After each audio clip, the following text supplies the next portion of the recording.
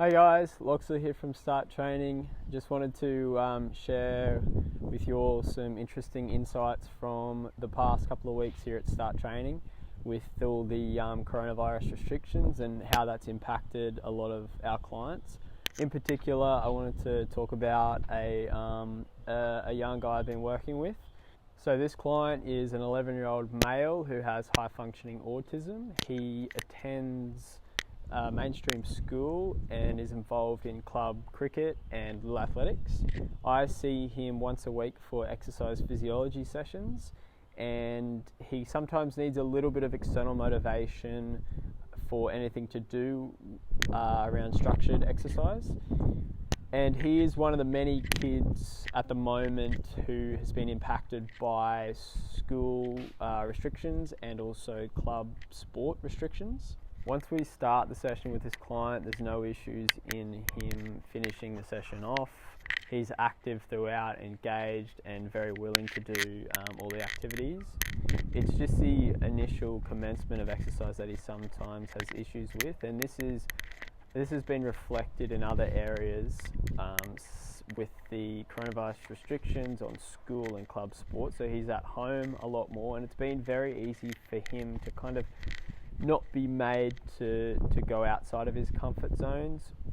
And that's one of the things that we're sort of trying to do with the exercise in place of other in the other sports. So a shift for him, his programming has been away from so much complementing sports like cricket and little athletics to actually promoting more physical activity and exercise in his week. One of the changes that has been brought about is doing the session outside, so getting out of indoor spaces, and the session structure has shifted towards a lot of game-based play.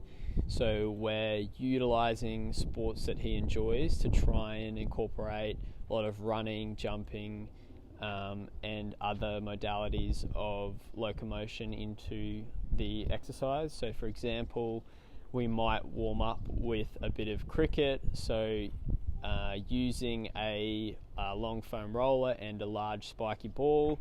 It's very easy for him to hit the spiky ball. It's a lot bigger than a cricket ball, and this modification basically allows us to with the modification I can get him to run a lot more because he's hitting the ball a lot more.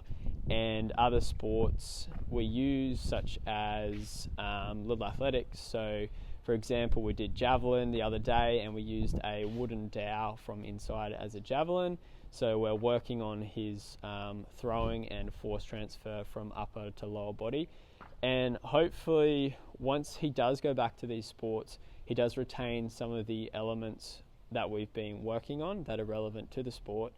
But more importantly, we're keeping him active in the week. Physical activity is obviously important for everyone, especially at the moment, but it's important to identify some of the barriers that may have appeared recently and the best way to overcome them. So back on the client that we've been talking about, moving forward, we're going to look to try and increase the intensity of the sessions, as well incorporate more gross dynamic movement relevant towards his sports and his abilities. I think the big two things for him are to continuously push him outside of his comfort zones, as well look to fill some of the gaps that have appeared in the week due to the lack of sport and lack of school activities. If anyone has any questions about this case study, please let me know. I'd be more than happy to answer them. Other than that, thanks for watching guys. Hope everyone is staying well and you enjoyed this video. Cheers.